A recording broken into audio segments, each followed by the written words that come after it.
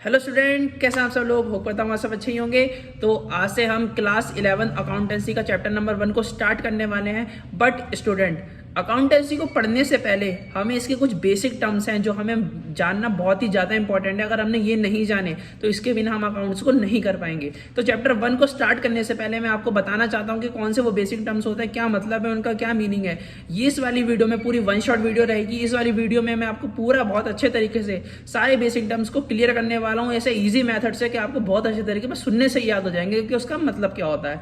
तो और ज़्यादा टाइम वेस्ट ना करते इस वीडियो को स्टार्ट करते हैं और कंप्लीट करते हैं इनको वन शॉट में। और सारे बेसिक टर्म मैं आपको बहुत अच्छे तरीके से पढ़ाने वाला हूँ। बने रहिएगा वीडियो में, वीडियो को बिल्कुल स्किप मत करिएगा। और अच्छी लगेगा तो चैनल को सब्सक्राइब और लाइक जरूर करिएगा। फिर स्टूडेंट देखते हैं कि कौन से बेसिक टर्म्स हैं कि जो हमें पढ़ने बहुत ज़्यादा इंपॉर्टेंट है अगर हमें अकाउंटेंसी पढ़नी है तो। सबसे पहला आता है अकाउंट। कोई भी बिजनेस हो उसमें पैसा आता भी है और जाता भी है, ठीक है। परचेज करेंगे तो पैसा जाएगा, सेल करेंगे तो पैसा आएगा। तो जो इन आना जाना जो ये ट्रांजैक्शन होती है, इन ट्रांजैक्शन को जिस प्लेस पे जिस जगह रिकॉर्ड करा जाता है उसे हम अकाउंट्स बोलते हैं, ठीक है, उसे हम अकाउंट बोलते हैं। अकाउंट में मैंने आपको एक फॉर्मेट बना के दिखाया है जिसमें डेबिट और क्रेडिट आपको शो हो रहा होगा। तो डेबिट साइड वो पैसा लिखा जाता है जो हमने दिया होता है, ठीक है। मान लो मैंने कोई चीज़ परचेज करी, मैं जो उसका पेमेंट करूँगा, मैं जो पैसा दूंगा, डेबिट साइड वो लिखा जाएगा। और दूसरा आपको दिख रहा होगा क्रेडिट। क्रेडिट साइड वो पैसा लिखा जाता है जो हमें सामने वाले ने दिया है, ठीक है। मैंने कोई सामान बेचा है और सामने वाले ने मुझे उसका पेमेंट करा है तो वो क्रेडिट साइड नोट किया जाएगा, ठीक है। बस इस चीज़ का आप ध्यान रखिएगा। दूसरा आ जाता है कैपिटल।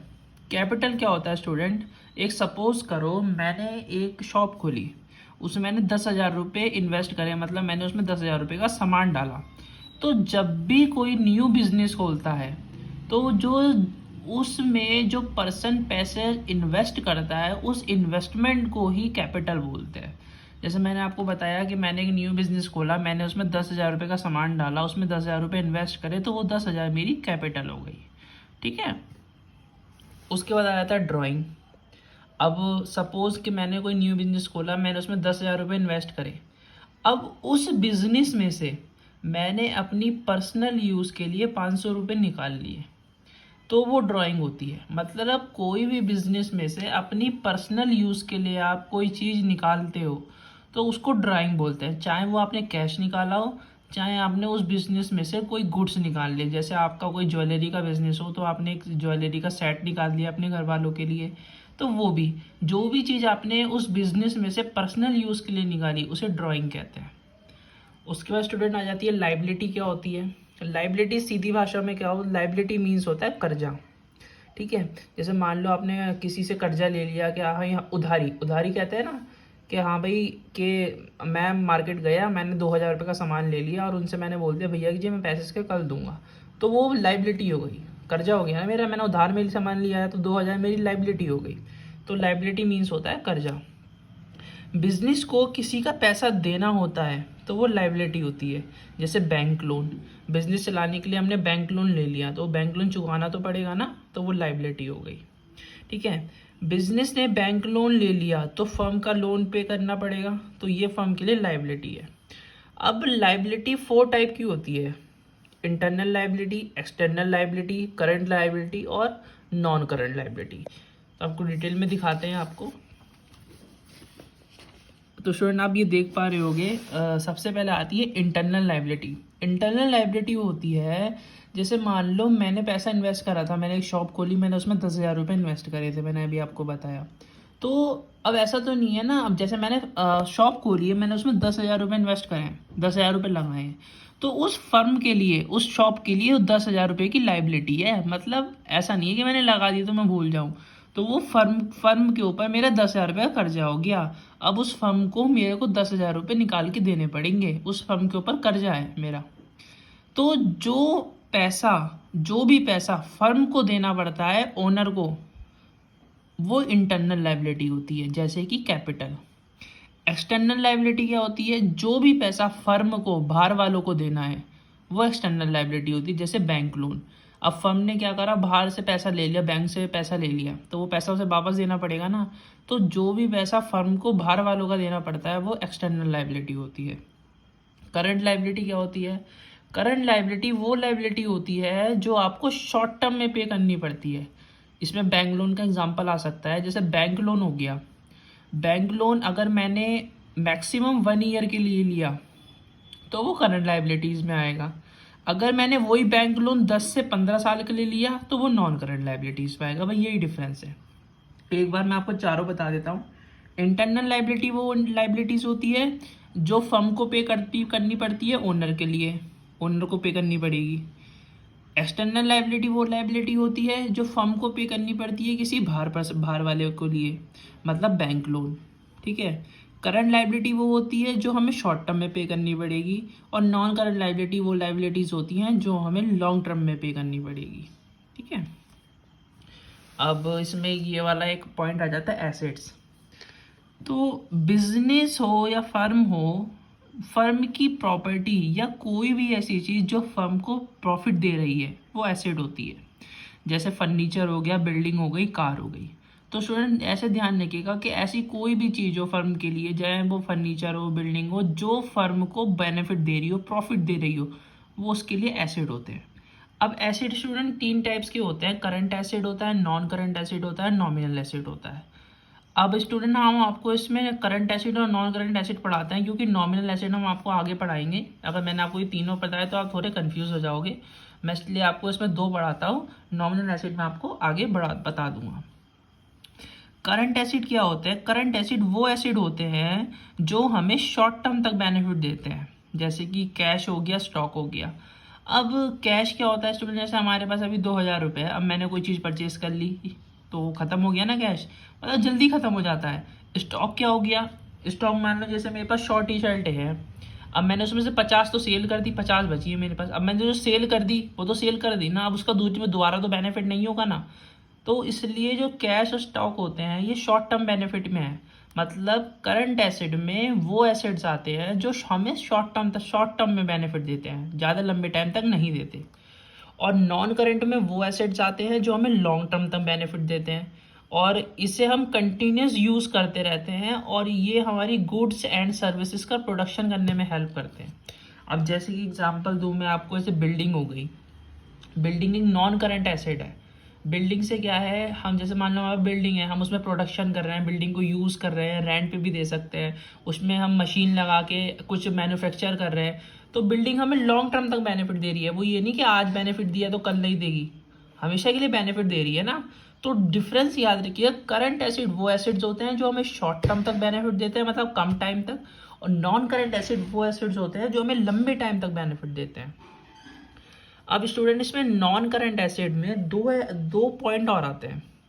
ठीक है तो 2 ही एसिड्स, करंट एसिड और non current acid, but non current acid के अंदर भी 2 एसिड्स आते हैं, एक टेंजिबल एसिड और एक इंटेंजिबल एसिड।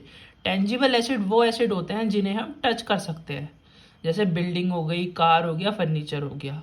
और इंटेंजिबल एसिड वो एसिड होते हैं जिन्हें हम टच नहीं कर सकते। जैसे एग्जांपल दूं मैं आपको, गुडविल, रेपुटेशन।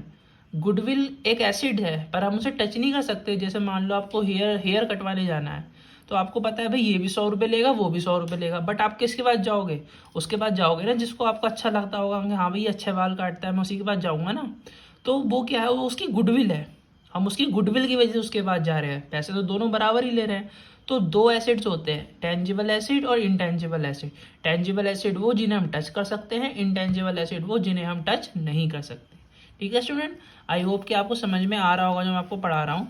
अगर नहीं समझ में आ रहा है, कोई भी कन्फ्यूजन क्रिएट होती है, तो ये मेरी आपको इंस्टाग्राम आईडी दिखी रही होगी, बेफिक्र होकर कभी भी मुझे मैसेज कर सकते हो, मैं आपको हमेशा रिप्लाई करूँगा। ठीक है। उसके बाद स्टूडेंट हमारे पास एक बहुत अच्छा टर्म आ जाता है, उसका नाम है रिसिप्ट। रिसिप्ट का मैं आपको सीधी भाषा में मीनिंग बताऊं तो रिसिप्ट का मीन होता है पैसा आना। ठीक है। पैसा बहुत सारी जगह से आ सकता है, जैसे फीस से आ सकता है, इंटरेस्ट से आ सकता है, या हमने कोई सामान बेच दिया, सेल कर दिया, उससे भी हमें पैसा आ सकता है। तो रिसिप्ट जो होती है स्टूडेंट, वो हमारी 2 टाइप्स की होती है। एक होती है कैपिटल रिसिप्ट और दूसरी होती है रिवेन्यू रिसिप्ट। कैपिटल रिसिप्ट का होता है it is non recurring. Recurring का मतलब होता है बार बार होने वाली चीज़। तो जो कैपिटल रिसिप्ट होती है वो बार बार नहीं होती, ये कभी कभी होने वाली रिसिप्ट होती है। मतलब इस कैपिटल रिसिप्ट में वो चीज़ें आती हैं जो कभी कभी होती है। अब जैसे कोई फर्नीचर सेल कर दिया या बिजनेस को कुछ अलग बेनिफिट हुआ। अब हम फर्नीचर सेल करेंगे, फर्नीचर तो रोज रोज तो सेल नहीं करेंगे, कभी कभी सेल करेंगे ना, तो कभी कभी सेल करने से उसका पैसा आएगा, रोज रोज तो सेल नहीं करते ना फर्नीचर। तो कैपिटल रिसीव वो रिसीव होती है जो कभी कभी हमें पैसा देती है, और रेवेन्यू रिसीव वो होती हैं जो हमें रोज रोज पैसा देती हैं। इट इज़ रिकरिंग, ये रोज रोज पैसा देने वाली रिसीव होती हैं। ठीक है, जैसे मैं आपको एग्जांपल दूं कि जैसे मान लो मेरी क्लोथ्स की शॉप है, मैं उसमें क्लोथ सेल करता हूँ, कपड़े बेचता हूँ। तो मैंने आज एक कपड़ा बेचा तो मेरा पैसा आएगा, फिर थोड़ी देर बाद दूसरा कस्टमर आएगा, मैं उसको भी कपड़ा बेचूंगा, फिर उसका भी मुझे पैसा मिलेगा, फिर तीसरा आएगा, मैं उसको भी कपड़े बेचूंगा, वो भी मुझे पैसा देगा। तो ये बार बार हो रही है ना, तो ये रिवेन्यू रिसीव होती है। डिफरेंस क्या है, कैपिटल रिसीव वो रिसीव होती हैं जो रोज रोज नहीं होती, रिवेन्यू रिसीव वो रिसीव होती हैं जो रोज रोज होती है। ठीक है, अब स्टूडेंट आता है हमारे पास एक्सपेंडिचर। एक्सपेंडिचर का मीन्स होता है सीधी भाषा में क्या हो तो खर्चा।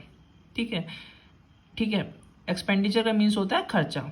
एक्सपेंडिचर मीन्स होता है कोई भी खर्चा करना जिसके बदले में हमें बेनिफिट हो, ठीक है, फायदा हो। जैसे मान लो खर्चा तो हर कोई करता है, बट एक्सपेंडिचर का मीन्स होता है ऐसा खर्चा करना जिसके बदले में हमें फ़ायदा हो। जैसे हमने एसेट्स परचेज करे, एसेट मैंने आपको बताया था, बिल्डिंग हो गई, कार हो गई, एसेट्स परचेज करें। हम बिल्डिंग परचेज करेंगे तो भाई हम बिल्डिंग का यूज़ कर सकते हैं ना, उसे रेंट पे भी दे सकते हैं, उसमें अपना कुछ लगा के, जैसे हमने कोई प्लांट लगा लिया है तो हम उससे प्रोडक्शन भी कर सकते हैं, चीज़ें बना सकते हैं, या कोई फैक्ट्री भी बना सकते हैं। तो ऐसा एक्सपेंडिचर। अब स्टूडेंट एक्सपेंडिचर भी दो टाइप के होते हैं, रेवेन्यू एक्सपेंडिचर और कैपिटल एक्सपेंडिचर। वही सेम बात आ जाती है, revenue expenditure it is recurring, जो रोज रोज होने वाले खर्चे होते हैं। ठीक है, और एक चीज़ और ध्यान रखिएगा, रेवेन्यू एक्सपेंडिचर रोज रोज होने वाले खर्चे होते हैं, बट इसमें शॉर्ट टर्म बेनिफिट होता है। जैसे मान लो हम अपने एम्प्लॉय को सैलरी दे रहे हैं या फिर रेंट दे रहे हैं, हम एक महीने में एक बार दे रहे हैं ना, तो हमें ये शॉर्ट टर्म बेनिफिट देते हैं। और कैपिटल एक्सपेंडिचर वो होते हैं जो नॉन रिकरिंग होते हैं, मतलब ये रोज रोज नहीं होते, ठीक है, बट ये हमें लॉन्ग टर्म तक बेनिफिट देते हैं। ये कभी कभी होने वाले एक्सपेंडिचर होते हैं, जैसे कि हमने बिल्डिंग परचेज करी। अब बिल्डिंग हम रोज रोज तो परचेज नहीं कर रहे हैं, कभी कभी परचेज कर रहे हैं ना, बट ये हमें लॉन्ग टर्म बेनिफिट देगी, लंबे टाइम तक बेनिफिट देगी। ठीक है, आई होप कि आपको समझ में आ रहा होगा। अब इसमें एक्सपेंडिचर में स्टूडेंट एक टॉपिक और आता है, डिफर्ड रेवेन्यू एक्सपेंडिचर। इसका मीन्स क्या होता है, ऐसा कोई एक्सपेंडिचर जो करना तो रोज रोज पड़ता है बट बेनिफिट लंबे टाइम तक देता है, जैसे कि एडवर्टाइजमेंट। अब स्टूडेंट आप ये समझो कि मेरी एक हर्बल टी है, मैं चाय बनाता हूँ, तो मैंने आज एक शाहरुख खान से ऐड करवाया, एडवर्टाइजमेंट करवाया। अब वो मैंने एडवर्टाइजमेंट एक महीने तक करवाया, फिर मैंने वो चेंज कर दिया एडवर्टाइजमेंट, फिर मैंने किसी और हीरोइन से करवाया, किसी और एक्टर से वो एडवर्टाइजमेंट करवाया। मैं करवा तो रहा हूँ ना, रोज रोज करवाता जा रहा हूँ, ये तो नहीं कि एक बार करवाया फिर छोड़ दिया, रोज रोज करवा रहा हूँ। बट ऐसा तो नहीं ना कि मेरा जो पहला एडवर्टाइजमेंट किसी ने देखा होगा तो वो मेरी चाय पीना छोड़ देगा, वो पीता रहेगा ना, जब उसने देख लिया उसे लगेगा कि हाँ अच्छी है तो पीता रहेगा। तो इसका मतलब ये हुआ कि वो उसने पहला एडवर्टाइजमेंट देखा, वो लंबे टाइम तक मेरा कस्टमर बन गया। तो इसमें क्या होता है, करना तो रोज रोज पड़ता है बट ये लॉन्ग टर्म तक बेनिफिट देता है, जैसे कि एडवर्टाइजमेंट। अब स्टूडेंट इसमें ये देखिए, एक इसमें वर्ड आता है अकाउंटेंसी में, एक्सपेंस। गुड्स एंड सर्विसेज को परचेज या सेल करने में जो एक्सपेंडिचर होता है उसको एक्सपेंस बोलते हैं। अब स्टूडेंट इसमें बहुत ज़्यादा कन्फ्यूजन होती है, लोग एक्सपेंडिचर एक्सपेंस में कन्फ्यूज हो जाते हैं, भाई दोनों में तो खर्चा होना है, तो फ़र्क क्या है।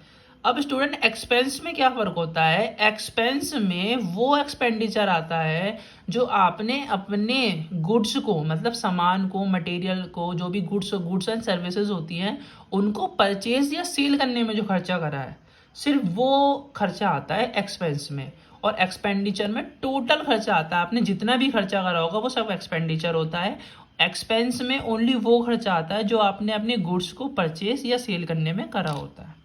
ठीक है, इनकम, जितना आपको पैसा बचा वो इनकम होती है। जैसे सपोज करो आपने मार्केट से कोई 100 रुपये की चीज़ परचेज करी, 150 रुपये की आपने उसे बेच दी, तो आपको 50 रुपये का जो बेनिफिट हुआ वो आपकी इनकम हुई। ठीक है, अब स्टूडेंट हम आपको दिखाते हैं प्रॉफिट क्या होता है। अब बहुत सारे बच्चे कंफ्यूज होते हैं, कहते हैं भैया हमने तो यही पढ़ा है कि 100 रुपए की चीज़ खरीदी, 150 की बेच दी, 50 रुपए का प्रॉफिट हो गया, इनकम भी वही है। नहीं स्टूडेंट, ऐसा नहीं होता अकाउंटेंसी में, बिल्कुल नहीं होता। इनकम मैंने आपको बता दी इनकम क्या होती है। 100 रुपए की चीज़ परचेज करी, 150 की बेच दी, 50 रुपए की इनकम, वो इनकम हुई। बट प्रॉफिट ऐसे नहीं निकाला जाता। प्रॉफिट ऐसे निकाला जाता है क्योंकि एक कंपनी होती है, उसमें बहुत सारी ट्रांजेक्शन होती हैं, पैसा आता भी है, पैसा जाता भी है। तो आपका कितना जो प्रॉफिट निकाला जाता है वो सारी ट्रांजैक्शन को रिकॉर्ड करके, कैलकुलेट करके फिर निकाला जाता है। जैसे टोटल रेवेन्यू जितना पैसा आया, टोटल एक्सपेंसेस जितना खर्च हुआ, उसमें से जब आप जितने पैसे आए में से जितना खर्च हुआ उसको माइनस कर दोगे, तब आपका प्रॉफिट निकल कर आता है। समझे? अब स्टूडेंट देखते हैं लॉस क्या होता है। लॉस तो सबको पता होता है भाई, नुकसान होता है। लॉस का मतलब, लॉस जब होता है जब आपके खर्चा ज़्यादा हो जाए आपके रिवेन्यू से।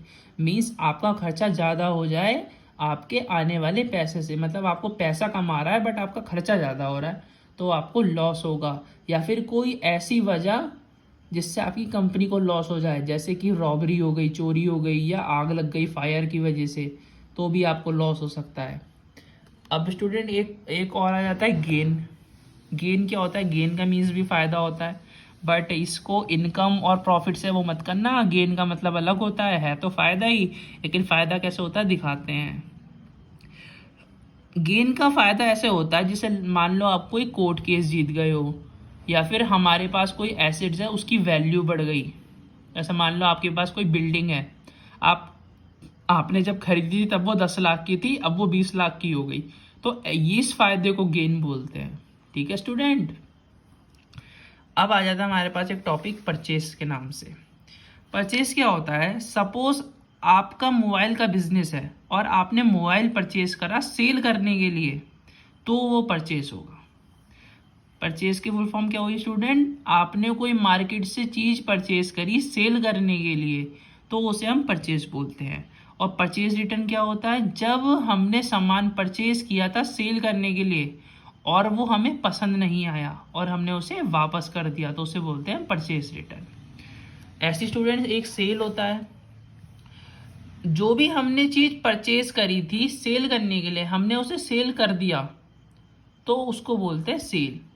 और अगर हमने उसे सेल कर दिया और कस्टमर को वो चीज़ पसंद नहीं आई और वो हमें वापस दे गया, तो उसको बोलते हैं सेल रिटर्न। ठीक है स्टूडेंट? अब आता है हमारे पास एक टॉपिक स्टॉक, या फिर हम इसे स्टॉक इन ट्रेड भी बोल सकते हैं।